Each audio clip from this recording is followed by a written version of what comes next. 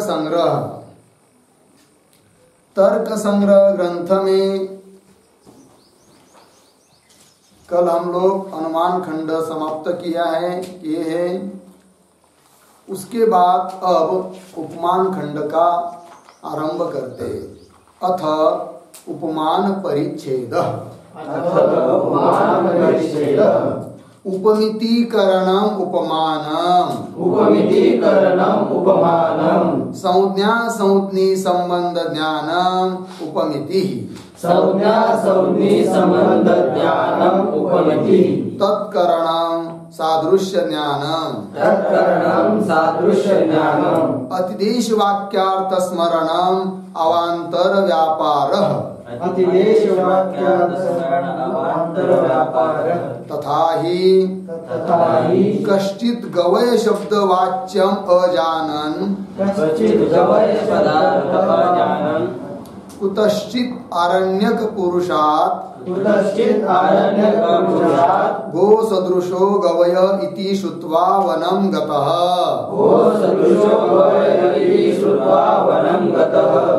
वाक्यार्थं स्मरन् गो सदृशं पिंडं पश्यति। तदनन्तरं अयं गवय शब्दवाच्यः इति उपमितिः उत्पद्यते। इति उपमानम्। ठीक है जी, चलिए। तो कहाँ से आया भाई उपमान परिच्छेद? बीच में ही तो पीछे बताया था कि पदार्थ कितने हैं? 7। कौन कौन? द्रव्य, गुण, कर्म, सामान्य, विशेष, समवाय, अभाव। उनमें से प्रथम पदार्थ है कौन? द्रव्य। उस द्रव्य के कितने भेद बताए थे? 9। तो उन 9 प्रकार के जो द्रव्य है उनकी व्याख्या कर दिया। उसके बाद पदार्थ आता है नंबर 2 पे, कौन? गुण। तो गुण का भी निरूपण करना शुरू कर दिया। तो रूप रस इत्यादि करते करते कहाँ तक आ गए? बुद्धि तक। 16वां गुण है कौन? बुद्धि। बुद्धि का लक्षण किया। लक्षण करने के बाद उस बुद्धि के 2 भेद बताए। कौन कौन? स्मृति और अनुभव। उसमें स्मृति का लक्षण किया, अनुभव का भी लक्षण किया। फिर उस अनुभव के 2 भेद बताए। कौन कौन? यथार्थ अनुभव, अयथार्थ अनुभव। फिर उसमें भी यथार्थ अनुभव के 4 भेद बताए थे। बराबर है? कौन कौन? प्रत्यक्ष, अनुमिति, उपमिति, शाब्द। ये 4 प्रकार का यथार्थ अनुभव है। और इस 4 प्रकार के यथार्थ अनुभव का करण भी कितने प्रकार का बताया? 4। कौन कौन? प्रत्यक्ष, अनुमान, उपमान, शब्द। उन 4 प्रकार के यथार्थ अनुभव में से पहला जो है प्रत्यक्ष। तो प्रत्यक्ष यथार्थ अनुभव अर्थात प्रत्यक्ष प्रमाण, और उसका करण जो कि प्रत्यक्ष प्रमाण है, उसका विवेचन कर दिया। समझ में आया जी? अयम घट, अयम पट्य इत्यादि जो प्रत्यक्ष ज्ञान उत्पन्न होता है इंद्रिय और अर्थ के सन्निकर्ष से जो ज्ञान उत्पन्न होता है उसको बताया था प्रत्यक्ष प्रमाण। और उसका करण बताए कौन? इंद्रिय। अर्थात इंद्रिय क्या हो गए? प्रत्यक्ष प्रमाण। ये बात हुई। उसके बाद अनुमिति। तो अनुमिति बताई और अनुमिति का करण भी बताया। तो अनुमिति का करण कौन है? परामर्श ज्ञान, वही है अनुमान। और उस परामर्श से उत्पन्न जो ज्ञान है उसको बताया था क्या? अनुमिति। ये बात हुई। तो 4 प्रकार के यथार्थ अनुभव में से 2 प्रकार के यथार्थ अनुभव का विवेचन हो गया। फिर उसके बाद तीसरा यथार्थ अनुभव का नंबर आया। वो है तीसरा यथार्थ अनुभव कौन? उपमिति। अब उपमिति को बता रहे हैं, और जो उपमिति का करण है अर्थात प्रमाण, उपमान प्रमाण, उसका भी विवेचन यहां पर कर रहे हैं।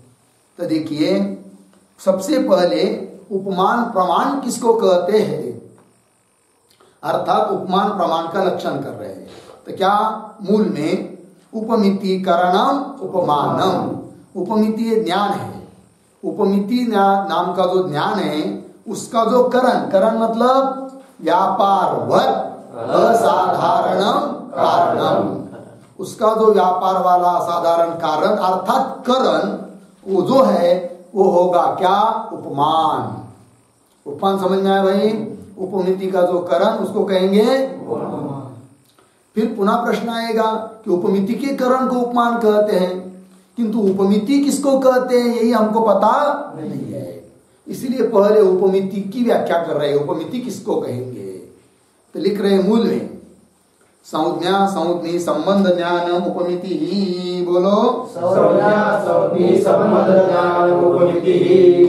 संज्ञा और संज्ञी इन दोनों के संबंध का जो ज्ञान है उसको बोलते हैं क्या?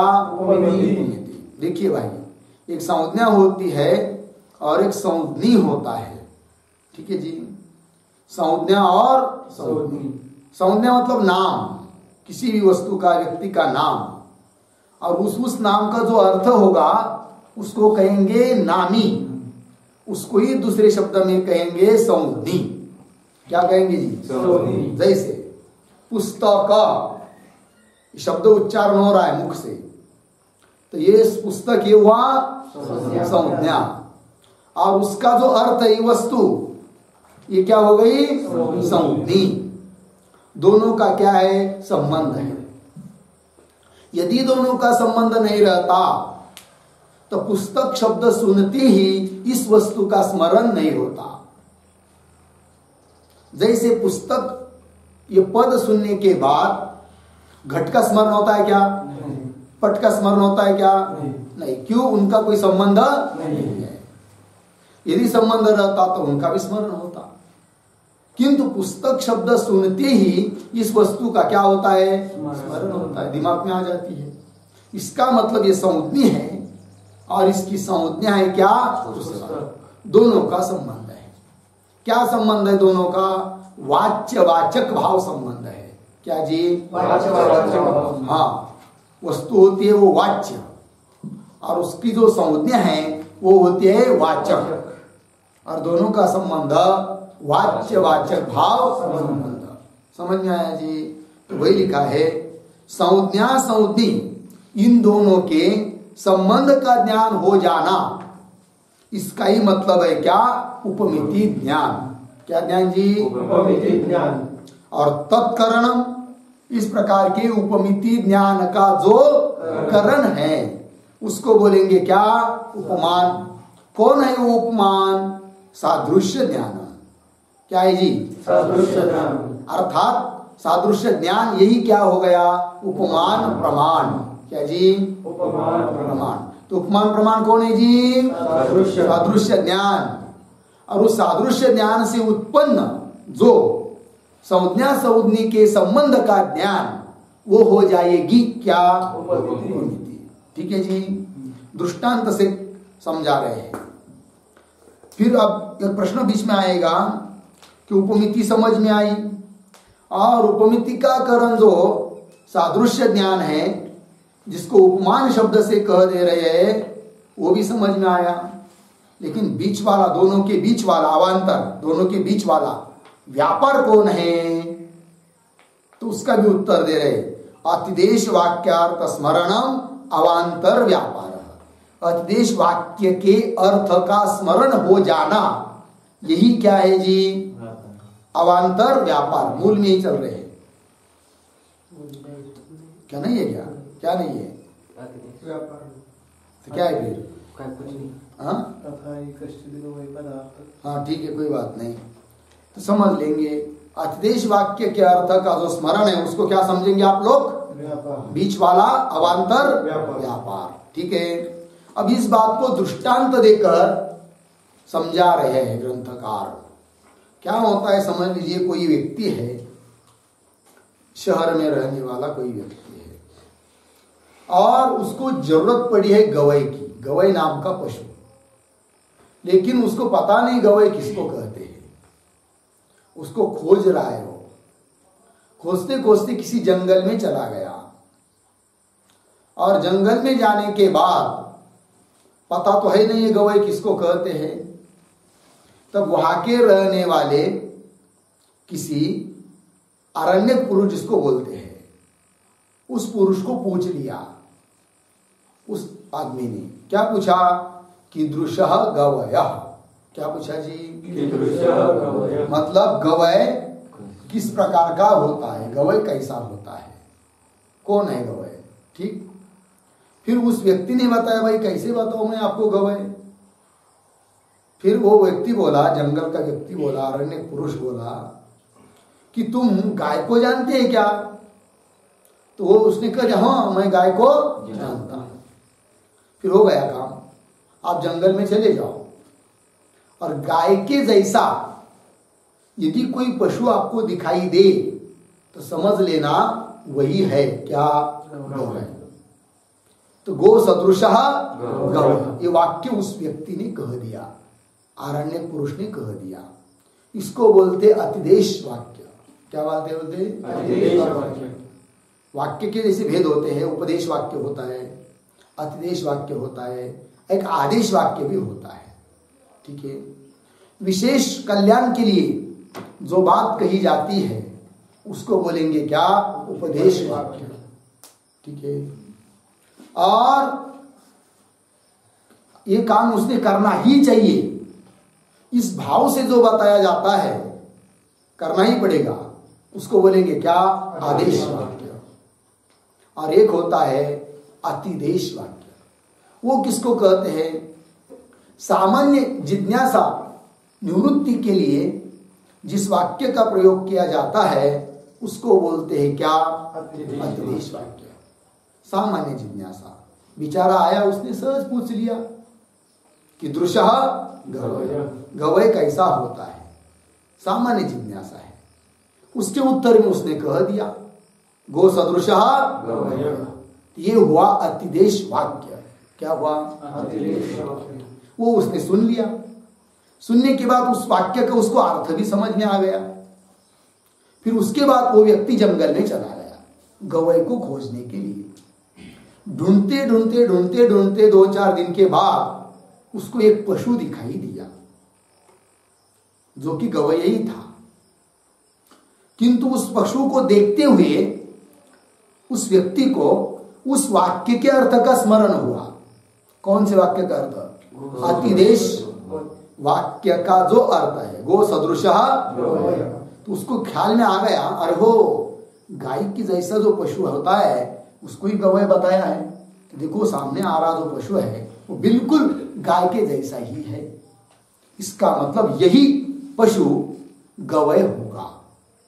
ठीक है जी, यही पशु क्या हुआ, गवय हुआ।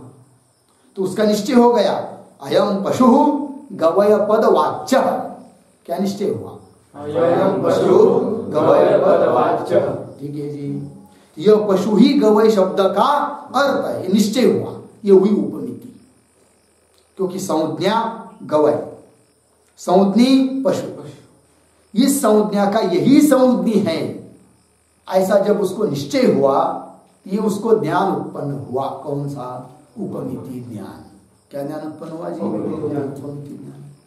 फिर यहां पर उपमान क्या है, तर गो सादृश्य विशिष्ट पिंड ज्ञान, ये हुआ उपमान। क्या जी, गो सादृश्य विशिष्ट पिंड ज्ञान। ध्यान दीजिए, गो सादृश्य विशिष्ट मतलब गाय की सादृश्यता है जिस पिंड में, शरीर में, गवय का शरीर, वो पिंड, उसका ज्ञान, ये हुआ क्या, सादृश्य ज्ञान। यही है उपमान प्रमाण। वो पिंड ज्ञान, उसके शरीर का दर्शन होने के बाद, शरीर दिखने के बाद, गवय का शरीर दिखने के बाद उसको उस वाक्य के अर्थ का स्मरण हुआ। इसलिए वो बीच वाला क्या हुआ, व्यापार। फिर उसके बाद उसको निश्चय हुआ अयम पशु गवय पद वाच्य, यह पशु ही गवय पद का अर्थ है। तो 3 बात समझ में आई, उपमान, व्यापार, उपमिति। तो उपमान कौन हुआ जी? गो सादृश्य विशिष्ट पिंड का ज्ञान, ये हुआ क्या? उपमान। अतिदेश वाक्यार्थ का स्मरण, ये हुआ व्यापार। और ये सामने वाला पशु ही गवय पद का अर्थ है, ये हुआ क्या? उपमिति। बात समझ में आया जी? तो चलिए आगे मूल में। तथा ही कश्चित मतलब कोई पुरुष गवय शब्द वाच्यम अजानन, मिला पंक्ति, गवय शब्द वाच्यम मतलब गवय शब्द का अर्थ वाच्य को अजानन न जानता हुआ, पता नहीं उसको किसको गवय कहते हैं, अजानन। कुतश्चित आरण्यक पुरुष, किसी अरण्य में रहने वाले पुरुष के द्वारा, पुरुष से सुन लिया उसने। क्या सुना? गो सदृश गवय इति श्रुत्वा। क्या सुना जी? हाँ, गो सदृश गवय, गाय के सदृश, गाय के लक्षण वाला, गाय के आकार वाला जो पशु होगा वही होगा क्या? गवय। इति श्रुत्वा, सुनकर वनम गतः, वह मनुष्य वन में गया, जंगल में गया। फिर वाक्यार्थम स्मरण, उस अतिदेश वाक्य के अर्थ का स्मरण करता हुआ गो सदृशम पिंडम पश्यति, गाय के सदृश पिंड अर्थात वो शरीर उसको देख रहा है।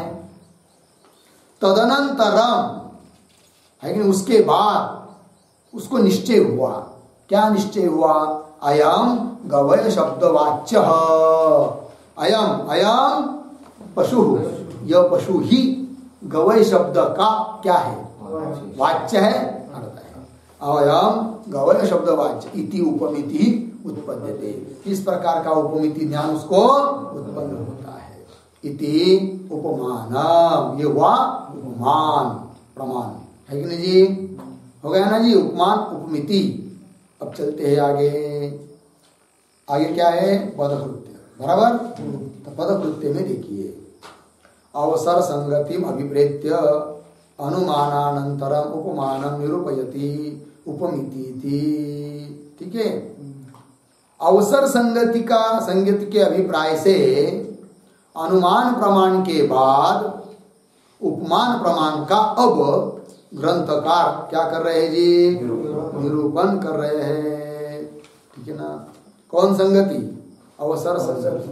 अवसर संगति मतलब क्या होता है भाई? किसको बोलते हैं अवसर? प्रतिबंध की भूत शिष्य जिज्ञासा निवृत्ति उपलक्षित अवश्य वक्तव्यत्वम अवसर, अवसर का लक्षण किया है।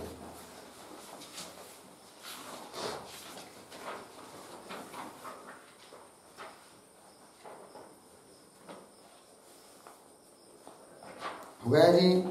प्रतिबंध की भूत शिष्य जिज्ञासा,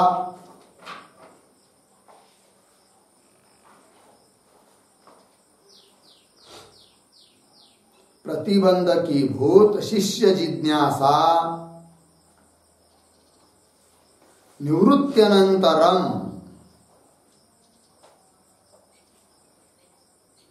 अवश्य वक्तव्यत्वम,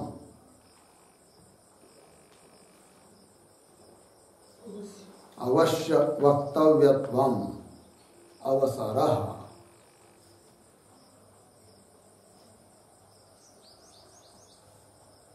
हो गया जी?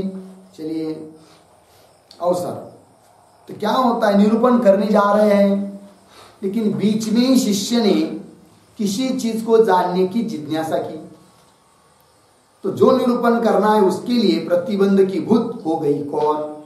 शिष्य की जिज्ञासा। तो प्रतिबंध की भूत जो शिष्य की जिज्ञासा है, उसकी निवृत्ति होने के बाद अवश्य रूप से जो कथन करने योग्य है उसको बोलते क्या? अवसर प्राप्त हुआ, समय प्राप्त हुआ, उचित समय प्राप्त हुआ।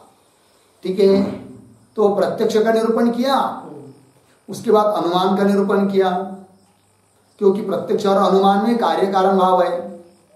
फिर अनुमान निरूपण के बाद अवसर आ गया, समय आ गया, किसका? उपमान का, उपमिति का, इसलिए उसका आप निरूपण कर रहे हैं। तो वही लिखा है पदकृत्य में, अवसर संगति अभिप्रेत्य, अवसर संगति के अभिप्राय से अनुमानानंतरम, अनुमान प्रमाण के बाद उपमान निरूपयते, उपमान प्रमाण का निरूपण कर रहे हैं। किस पंक्ति से? उपमिति, मूल की पंक्ति से। ठीक है, तो मूल में आया था उपमितिकरणम उपमानम, उसका स्पष्टीकरण कर रहे पद कृत्य में। उपमते उपमिते करणम उपमानम इत्यर्थः। उपमितिकरणम मतलब उपमिते करणम, उपमिति का जो करण है उसको बोलेंगे क्या? उपमान। तो उपमिति तो ज्ञान है, प्रमा है, उसका जो करण होगा मतलब व्यापार वाला असाधारण कारण होगा, उसको बोलेंगे क्या? उपमान। उपमिते करणम उपमानम इत्यर्थ। ठीक है जी। तो चलिए, मूल में उपमान का लक्षण किया है। क्या लक्षण किया है बोलो? हाँ, पुनः एक बार, उपमितिकरणम उपमानम। उसमें से लक्ष्य कौन है और लक्षण क्या है? लक्ष्य कौन है? उपमानम। और लक्षण क्या है? उपमितिकरणम। क्या लक्षण है? उपमितिकरणम। उसमें से समझ लीजिए मिति शब्दों को हटा देंगे, मिति शब्दों को निकाल दीजिए, तो लक्षण क्या बचेगा? उपकरणम उपमान। अर्थ क्या निकलेगा? जो उपकरण है अर्थात साधन है, उसको बोलेंगे क्या? उपमान। तो लक्षण कर रहे किसका? उपमान का, लेकिन उसकी क्या होगी? अतिव्याप्ति होगी। कहाँ अतिव्याप्ति होगी? कुठार आदो। कुठार जानते ना, कुराड़ या वाकस है कि नहीं? तो वो भी तो किसी न किसी कार्य का क्या है? उपकरण है। तो उपकरण को ही तो आप क्या कहते हैं? उपमान। तो उपकरण तो कुठार भी है, उसको भी उपमान कहना पड़ेगा। लक्षण कर रहे किसका? उपमान का। जा रहा है किसमें? कुठार में। तो क्या हुई? वो अतिव्याप्ति न हो, इसलिए लक्षण में पद दिया। कौन सा? मिति। हमको केवल उपकरण को उपमान नहीं कहना है, अपितु उपमितिकरण को उपमान कहते हैं। उपमिति, मिति मतलब ज्ञान, उपमिति है ना। उपमिति नाम का जो ज्ञान है उसके करण को हम क्या कहेंगे? उपमान। अब कुठार के ऊपर अतिव्याप्ति होगी क्या? क्यों? कुठार उपकरण तो है, लेकिन उपमिति ज्ञान का करण नहीं है, इसलिए अब अतिव्याप्ति नहीं होगी। वही देखिए पुस्तक में, कुठारादिवारणाय मिति इति, मिला ना पंक्ति? आगे क्या है? प्रत्यक्षादिवारणाय उपइति। अब चलिए, मूल में जो उपमान प्रमाण का लक्षण है, उस लक्षण में से उपपद को हटा दीजिए और लक्षण बोलिए। मितिकरणम उपमानम, इतना ही लक्षण रहेगा। तो लक्षण कर रहे किसका? उपमान का। जाएगा किसमें? प्रत्यक्ष। अतिव्याप्ति होगी। बोले कैसे अतिव्याप्ति होगी? ध्यान दीजिए, लक्षण क्या बचा है? मिति शब्द का अर्थ होता है ध्यान। क्या अर्थ होता है? ज्ञान। तो अर्थ क्या निकलेगा फिर? ज्ञान का करण। किस ज्ञान का? ये बात नहीं पता चली, केवल ज्ञान का करण। तो प्रत्यक्ष ज्ञान का करण कौन है? प्रत्यक्ष है, वो भी तो ज्ञान का करण है ना। तो लक्षण कर रहे किसका? जाएगा किसमें? प्रत्यक्ष में। तो क्या होगी? वो अतिव्याप्ति न हो, इसलिए लक्षण में पद दिया। कौन? उप। समझ में आया जी? तो लक्षण बना फिर क्या? अब प्रत्यक्ष में अतिव्याप्ति होगी क्या? क्यों? प्रत्यक्ष प्रमाण मिति का करण नहीं है क्या? है, लेकिन उपमिति का करण नहीं है। समझ में आया ना? पंक्ति देखिए भाई, कुठारादिवारणाय मिति इति, प्रत्यक्षादिवारणाय उप इति। मिला पंक्ति? आगे चलेंगे। संज्ञा संज्ञा संबंध ज्ञानम उपमिति, लक्षण किया है मूल में। किसका लक्षण है वो? उपमिति का। ठीक है ना। तो आगे चलिए फिर पदकृत्य में देखिए, संज्ञा संज्ञी इति अनुमित्यादि वारणाय संबंध इति। अब उपमिति के लक्षण में घुस गए। उपमिति का क्या लक्षण है बोलो? संज्ञा संज्ञी संबंध ज्ञानम उपमिति। लक्ष्य कौन है? उपमिति। उपमिति। लक्षण क्या है? संज्ञा संज्ञी संबंध ज्ञानम। ज्ञानम, बराबर। उस लक्षण में से संबंध पद को हटा दीजिए। संज्ञा संज्ञी ज्ञानम उपमिति। बस इतना ही रहेगा। संज्ञा संज्ञी का जो ज्ञान उसको कहेंगे क्या? उपमिति। तो बोलेंगे भाई इतना ही लक्षण करेंगे तो लक्षण कर रहे हैं उपमिति का और जाएगा अनुमिति में, तो क्या होगी? बोलेंगे अनुमिति में कैसा जाएगा लक्षण? तो देखिए, जैसे पर्वतो वन्यमान धूमात स्थल है, अनुमान है। इस अनुमान के बाद जो अनुमिति ज्ञान उत्पन्न होता है, उस अनुमिति ज्ञान का क्या आकार है? पर्वतो वन्यमान। क्या आकार है जी? पर्वतो वन्यमान। वहां पर पर्वत ये संज्ञा है और जो डोंगर उसका संज्ञा है, समझ में आएगा। और वन्नी ये संज्ञा है और अग्नि ये क्या है? उसका संज्ञा है।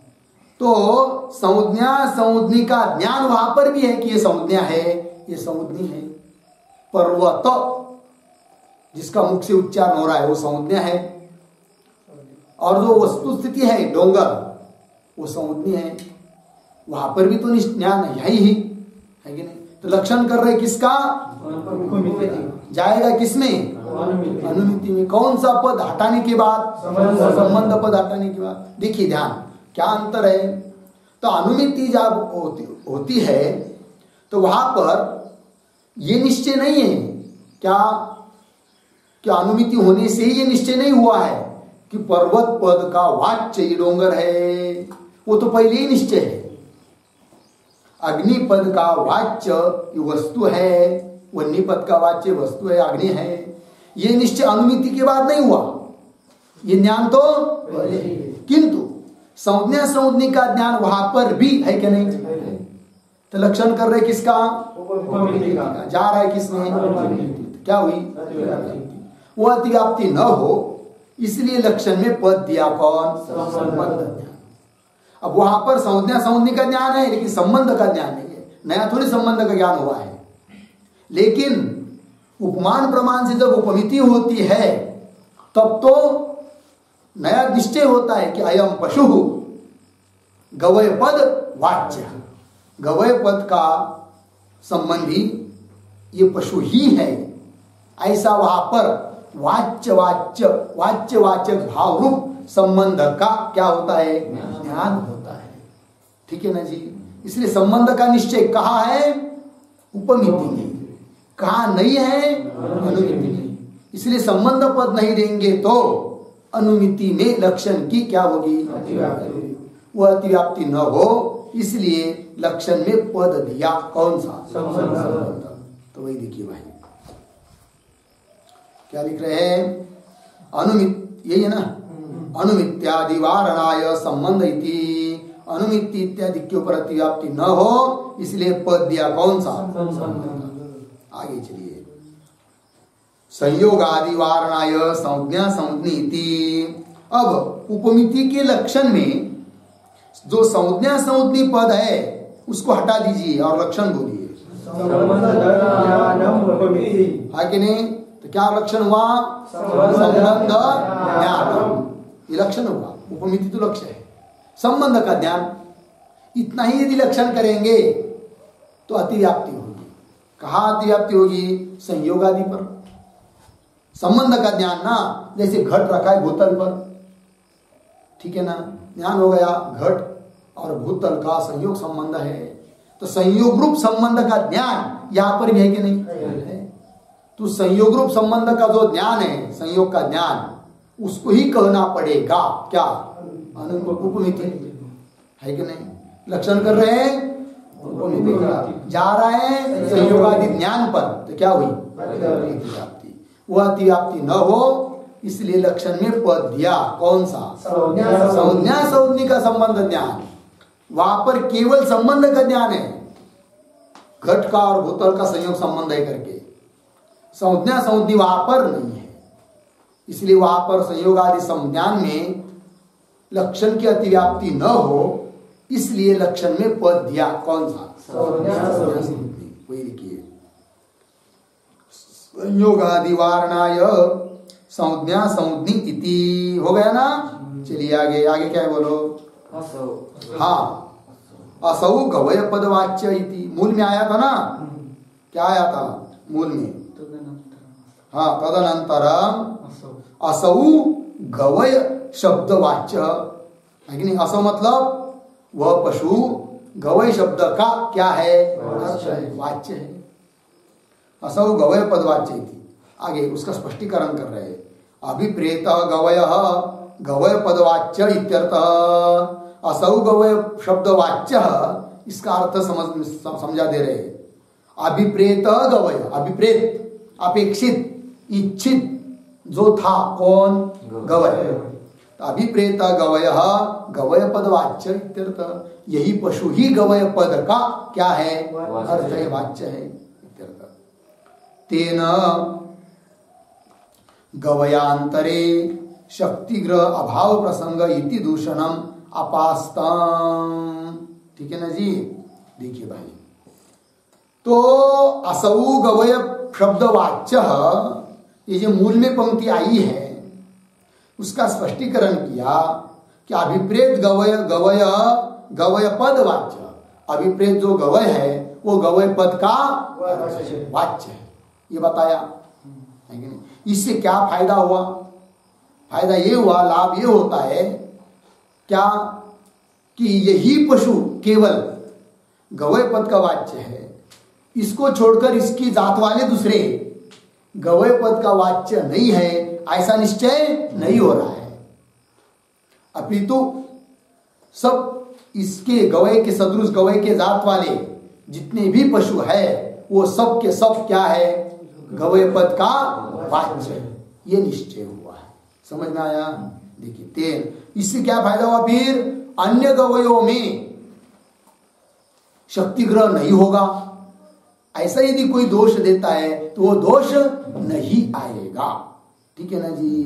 चलिए, तेना गवयांतरे, गवयांतरे मतलब अन्य गवयों में शक्ति ग्रह अभाव प्रसंग, शक्ति का ग्रह नहीं होगा।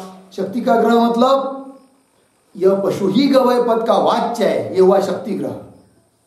ठीक है ना?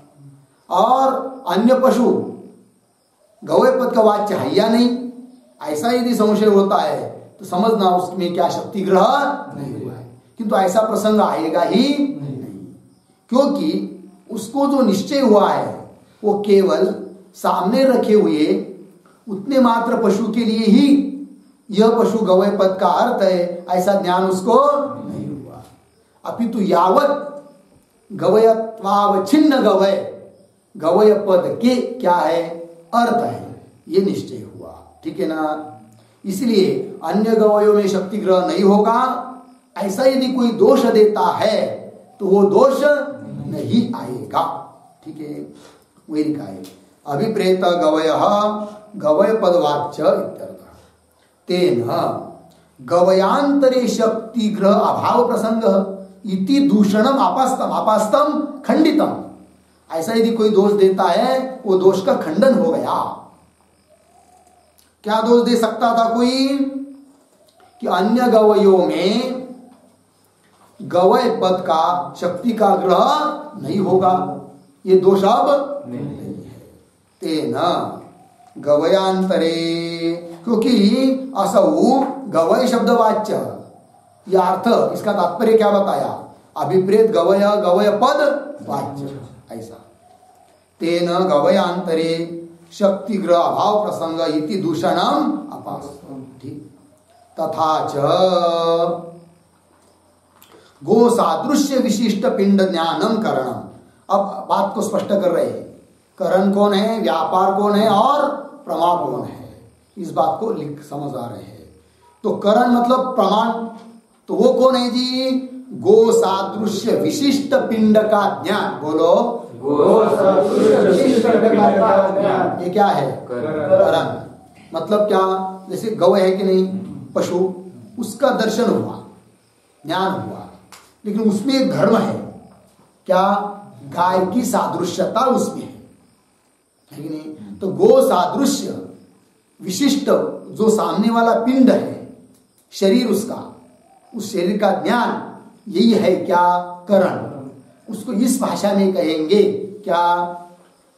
गो सादृश्य विशिष्ट पिंड ज्ञान। बोलो, गो सादृश्य विशिष्ट पिंड ज्ञान। ये क्या हुआ? करण। ठीक है। तथा च गो सादृश्य विशिष्ट पिंड ज्ञानम करणम। आगे, अतिदेश वाक्यार्थ स्मरणम अवांतर व्यापार। बताया था ना अतिदेश वाक्य, वो आरण्य पुरुष का वाक्य, गो सदृश गवय। उस वाक्यों को सुनने के बाद जो अर्थ उसको समझ में आ गया है, उस अर्थ का अब क्या हुआ? स्मरण हुआ। तो बीच वाला क्या हुआ? व्यापार। ठीक है। करण और फल, उपमिति, प्रमाण और प्रमा, इन दोनों के बीच वाला ये क्या हुआ? व्यापार। अतिदेश वाक्यार्थ स्मरणम अवांतर व्यापार। और उपमिति फलम इति सारम। और फल क्या है? उपमिति। उपमिति का आकार क्या है जी? असौ गवय शब्द वाच्य। यही पशु गवय शब्द का वाच्य, ये निश्चय, ये क्या हुई? उपमिति। और व्यापार अतिदेश वाक्यार्थ का स्मरण, ये हुआ व्यापार। और करण गो सादृश्य विशिष्ट पिंड का ज्ञान, ये क्या हुआ? करण, उपमान। समझ में आया जी? चलिए, उपमिति फलम इति सारम। तच्च उपमानम त्रिविधा। और उस उपमान के कितने प्रकार है? तीन। कौन कौन? सादृश्य विशिष्ट पिंड ज्ञानम एक, असाधारण धर्म विशिष्ट पिंड ज्ञानम दो, और वैधर्म्य विशिष्ट पिंड ज्ञानम च तीन। बोलो, नंबर एक सादृश्य विशिष्ट पिंड ज्ञानम, नंबर दो असाधारण विशिष्ट पिंड ज्ञानम, नंबर तीन वैधर्म्य विशिष्ट पिंड ज्ञानम। ठीक है। तो उनका उदाहरण दे रहे एक एक का। तो उनमें पहला जो है उसका उदाहरण दे दिया है, सादृश्य विशिष्ट पिंड ज्ञान का उदाहरण गवय वाला। ठीक। तत्र आद्यम उत्तम एवं। तीन में से आद्य पहला जो है कौन? सादृश्य विशिष्ट पिंड ज्ञान। वो तो मूल में ही ग्रंथकार ने कह दिया है। अब द्वितीयम यथा, दूसरा कौन है? असाधारण धर्म विशिष्ट पिंड ज्ञान। ठीक है ना जी? उसके लिए उदाहरण दे रहे हैं। देखिए, खड्गमृग की द्रुग इति पृष्ठे नासिका लसत एक शुंगः अनतिक्रांत गजाकृति च इति तज्ज्ञातृभ्यः श्रुत्वा कालांतरे तादृशं पिंडं पश्यन् अद्देशवाक्यार्थं स्मरति। तदनन्तरं खड्गमृग पदवाच्य इति उपमिति उत्पद्यते। अत्र नासिका लसत एक शुंग एव असाधारण धर्म। ध्यान दीजिए भाई, क्या हुआ? कोई व्यक्ति, उसको पता नहीं था खड्गमृग किसको कहते हैं। क्या कहते हैं जी? खड्गमृग। खड्गमृग शब्द का अर्थ होता है गेंडा। क्या जी? गेंडा देखा है कि नहीं? कैसा होता है? एक ही सिंह होता है उसको, उसके नाक पर सिंह होता है एक। समझ में आया? और बहुत बड़ा होता है। कितना बड़ा होता है? लगभग हाथी की तरह होता है। बहुत उसमें क्या होती है? ताकत होती है। समझ में आया? वो गेंडा, खड्गमृग। लेकिन बेचारे को पता नहीं था, उसने पूछ लिया खड्गमृग कि ध्रुग किस प्रकार होता है खड्गमृग। अब जिसको पूछा है उसको बड़ी चिंता हो गई, भाई अब कैसा बताओ इसको खड्गमृग है कि नहीं? तो उसने फिर बता दिया। तो भी क्या बता दिया? नासिका लसत एक शुंग अनतिक्रांत गजाकृति। क्या बताया? नासिका लसत एक शुंग अनतिक्रांत गजाकृति। ऐसा जो होगा वो खड्गमृग होगा। जाओ, मतलब नासिका लसत एक शुंग, जिसके नासिका के ऊपर, नाक के ऊपर लसत सुशोभित शोभायमान एक शिंग हो, और अनतिक्रांत गजाकृति, जिसने, गज मतलब हत्ती, हत्ती के आकृति का उल्लंघन न किया हो, मतलब हत्ती से कोई बड़ा नहीं है, लगभग हत्ती की तरह हो सकता है। अनतिक्रांत गजाकृति, समझ में आया जी?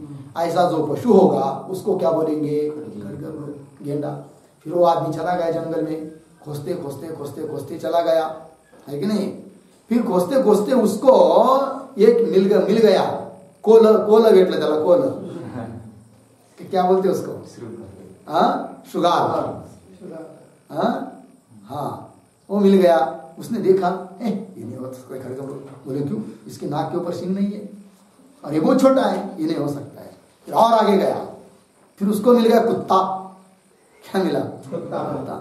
उसने देख लिया, ये हो सकता है, ये भी नहीं हो सकता है, ये भी खड़गमृग नहीं है।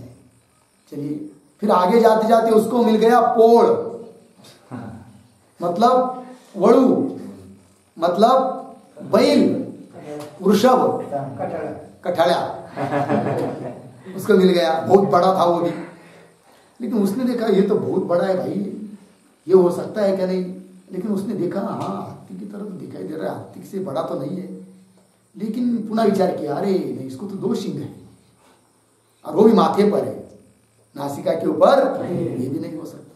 फिर और आगे चला गया, चलते चलते चलते 10-12 दिन घूमने के बाद उसको एक पशु दिखाई दिया, जिसके नासिका के ऊपर एक सिंग था और हाथी की तरह उसकी आकृति थी। फिर उसका निश्चय हुआ, अयम पशु खड्गमृग पद वाच्य, यह पशु ही खड्गमृग पद का अर्थ है। संज्ञा संज्ञा के संबंध का ज्ञान हुआ ना, ये उपमिति हुई। फिर वहां पर उपमान कौन? असाधारण धर्म विशिष्ट पिंड का ज्ञान। क्या जी? असाधारण धर्म विशिष्ट पिंड का ज्ञान। कौन असाधारण धर्म है? वहां पर नासिका के ऊपर एक सिंह है और हत्ती की तरह आकृति, असाधारण धर्म है जो कि अन्य पशु में नहीं है। असाधारण धर्म विशिष्ट पिंड का ज्ञान, ये हुआ उपमान। अवांतर वाक्य का, वाक्यार्थ का स्मरण, ये हुआ व्यापार। और यही पशु खड्गमृग पद का अर्थ है, ये हुई क्या? उपमिति। समझ में आया जी? पंक्ति पुनः देखिए, द्वितीयम यथा मिला, खड्गमृग की द्रुगिति पृष्ठे। ऐसा पूछने पर उसने उत्तर दिया, सामने वाले ने, नासिका लसदेक शुंग अनतिक्रांत गजाकृति चैति तज्ञातृभ्य, तज्ञातृभ्य खड्गमृग ज्ञातृभ्य श्रुत्वा। खड्गमृग को जो व्यक्ति जानता है, उस जानने वाले से इस बात को सुन लिया। तज्ञातृभ्य श्रुत्वा कालांतरे तादृशम पिंडम पश्यन्, अन्य काल में, उस दिन के बाद उस प्रकार का पिंड, शरीर दिखता हुआ, तादृशम पिंडम पश्यन् अतिदेश वाक्यार्थम स्मरति। अतिदेश वाक्य का अर्थ का क्या कर रहा है? वो स्मरण कर रहा है। तदनंतरम, उसके बाद उसको निश्चय हुआ, खड्गमृग खड्गमृग पद वाच्य, यह पशु ही खड्गमृग पद का क्या है? इति उपमिति ही उत्पत्ति। इस प्रकार की उपमिति ज्ञान उसको उत्पन्न हुआ। लगे पंक्ति जी? फिर यहाँ पर असाधारण धर्म कौन है भाई? तो लिख रहे, अत्र नासिका लसदेक शुंग एव असाधारण धर्म। नासिका के ऊपर लसत सुशोभित जो एक सिंह है, वही क्या है? उसका असाधारण धर्म है। ठीक है जी? 3 बताए थे ना। नंबर 1 सादृश्य विशिष्ट पिंड ज्ञान, पहला उपमान। दूसरा असाधारण धर्म विशिष्ट पिंड का ज्ञान। अब तीसरा वैधर्म विशिष्ट पिंड का ज्ञान। तीसरा बता रहे अभी, तृतीयम यथा उष्ट्रः कीदृक् इति पृष्ठे।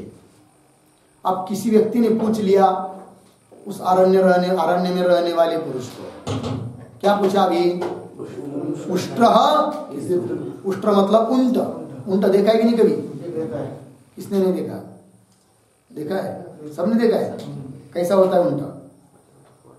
उसकी पाट पीठ कैसी होती है? हाँ, पहाड़ की तरह होती है कि नहीं?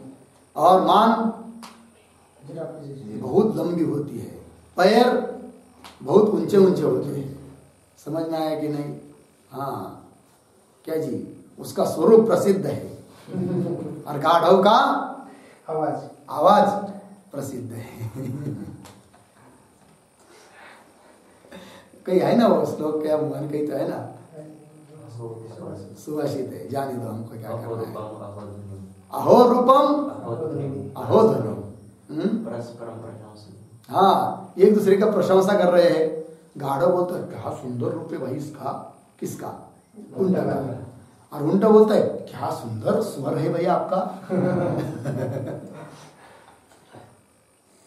समझ में आया ना? तो जाने दो। तो पूछ लिया क्या?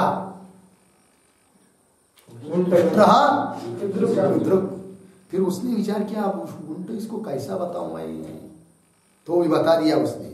क्या? देखिए, अश्वादिवत असमान पृष्ठ। क्या बताया? अश्वादिवत असमान पृष्ठ न रस्व ग्रीव शरीर। समझ में आया? मिलन पंक्ति क्या बताया? देखो भाई, अश्व मतलब घोड़ा। घोड़े की तरह जिसकी पीठ समान नहीं है, लेवल नहीं है। समझ में आया? असमान पृष्ठ। और न रस्वग्रीव शरीर, और जिसका शरीर या उसकी शरीर की ग्रीवा मान रस्व नहीं है, अपितु लंबी है मान। समझ में आया? और शरीर भी उसका कैसा होता है? बहुत लंबा चौड़ा होता है। ठीक है कि नहीं? चलिए, और उसका एक वैशिष्ट्य है भाई, एक बार पानी पी लेगा बेचारा तो उसको 21 दिन भी पानी नहीं मिला तो भी वो रह सकता है पानी के बिना। उसके पेट में पानी की टंकी होती है, एक बार फुल कर दिया उसको थोड़ा थोड़ा वो लेता रहता है। हाँ, क्योंकि वो प्राणी कहाँ का है? राजस्थान का है, बालुकामय प्रदेश का है। वहाँ पानी जल्दी मिलता नहीं है। भगवान ने देखो सबके लिए कितनी सुविधा कर दिया है। भगवान को पता है ये बालू में घूमेगा राजस्थान में, जल्दी पानी नहीं मिलेगा तो मर जाएगा। पेट में क्या दे दिया? पानी की टाकी दे दिया, टंकी। पी लो पानी, 21 दिन मत बोलो तो फिर नहीं पिया तो भी चलेगा। समझ में आया? चलो फिर हो गया ना? तो बता दिया अश्वादिवत असमान पृष्ठ न रस्वग्रीव शरीर चैति आप्तोक्ते। ऐसे आप्त पुरुष के बाद पुरुष से उसने सुन लिया। कालांतरे, फिर कुछ दिन के बाद, तत्पिंड दर्शनात्, उस प्रकार का पशु उसको दिखाई दिया, मतलब उल्टा ही दिखाई दिया। तत्पिंड दर्शनात् वैधर्म्य विशिष्ट पिंड ज्ञानम, उसको क्या हुआ? पिंड का ज्ञान हुआ। कैसा? वैधर्म्य विशिष्ट। वैधर्म मतलब विरुद्ध धर्म से विशिष्ट पिंड का ज्ञान। घोड़ा और ऊंट, घोड़े के जो धर्म है उससे विरुद्ध धर्म वाला ये पशु है, ऐसा उसको क्या हुआ? ज्ञान हुआ। तो वही दिखा है वैधर्म्य विशिष्ट पिंड ज्ञानम। ततः उसके बाद अतिदेश वाक्यार्थ स्मरणम। अतिदेश वाक्य के अर्थ का क्या कर रहा है? स्मरण। ततः उसके बाद उष्ट्र पदवाच्य इति उपमिति उत्पद्यते। फिर उसको निश्चय हुआ कि यह पशु ही उष्ट्र पद का अर्थ है।